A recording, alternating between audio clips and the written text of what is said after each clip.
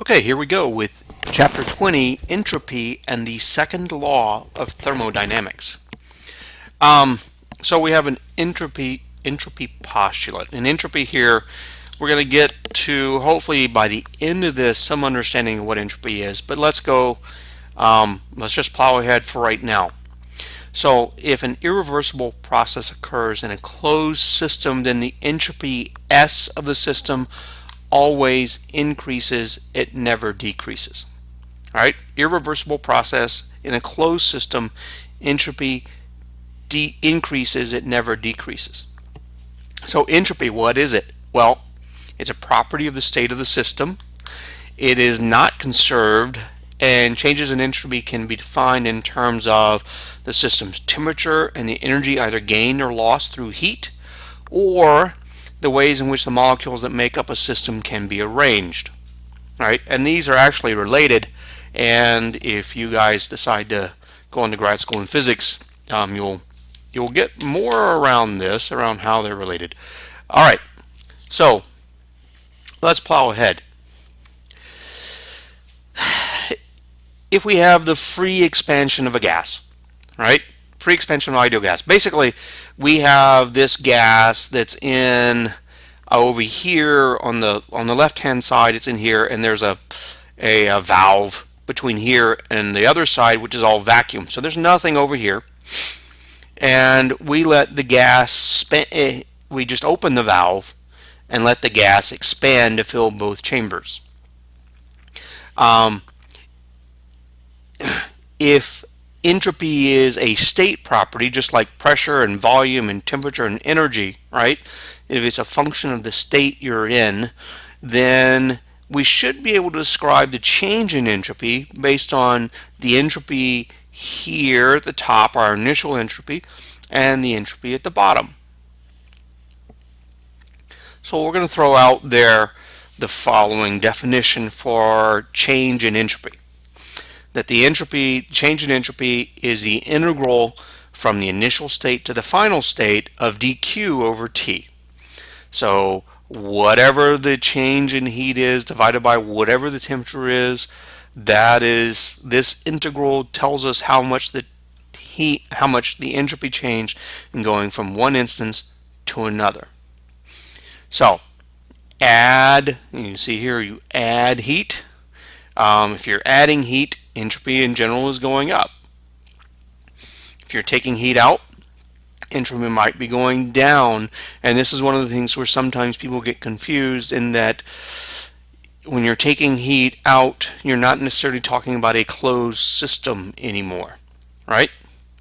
Okay, so back for a moment to this problem we had, the free expansion of an ideal gas.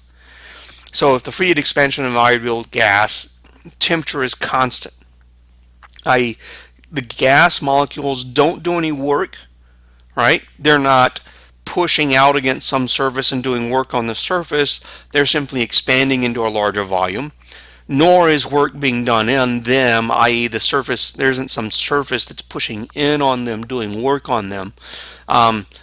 In the way I think of it is, because no work is being done on the molecules, their kinetic energy stays the same. Because their kinetic energy stays the same, the temperature stays the same. So free expansion of an ideal gas occurs at constant temperature.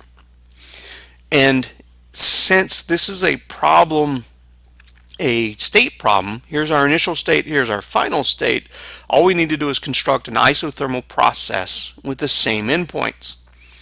And we can do that. Here we've got a bucket of little lead BBs sitting on top of a plunger, and we've got gas in here, and then down below we have this thermal reservoir at constant temperature. So that the gas, since it's inside an insulator and in contact with a constant temperature reservoir, will always be the same temperature. So this expansion will be isothermal. All right, expansion is going to be isothermal. This process was isothermal. We've now set up another isothermal process, and we're going to take it from the exact same standpoint. We're going to take BBs out of this slowly, and this is reversible. It's reversible because I can put BBs back and it will compress back down. So I take the VBs out. This expands. We've doubled the volume here, right?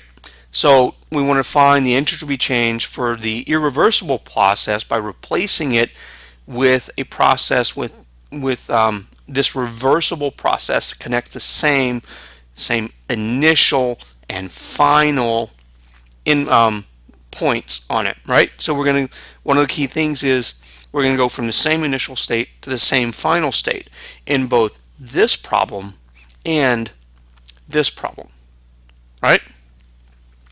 Okay, so we have this isothermal process that's going on. Isothermal means it's going from, on the PV plot, it's going along one of the isotherms to go from I to F. T is a constant, so in the integral we can pull T out. 1 over T, integral initial to final dq, which means the change in entropy is just the total amount of heat that has been added and going from here to, and going from one spot to the next, right? And right, that's just the total amount of energy added at this temperature. And that gives us our change in entropy. Okay. Back to entropy as a state function. All right. So from the first law of thermodynamics, the change in internal energy equals any heat added minus work done. So since this is a reversible process, we can replace dE with N times CV dt, right? We can replace it with this, and dW is just PdV. So if we solve for dQ, which makes dE plus dW, we end up with dQ is N CV dt plus PdV. All right. Now let's just divide by T, and let's also use PV equals nRT, or P equals nRT over V, and we get this equation here, this differential equation, dQ over T equals NCV dt over T plus nR dV over V. And now we're just going to integrate from initial state to final state on all of these. Well, NCV is a constant, nR is a constant, right? So we're just left with the integral of 1 over T and the integral of 1 over V. So that gives us the change in entropy in going from the initial to the final state is nR log VF over VI plus NCV log TF over TI. Right? That is our change in entropy for this system.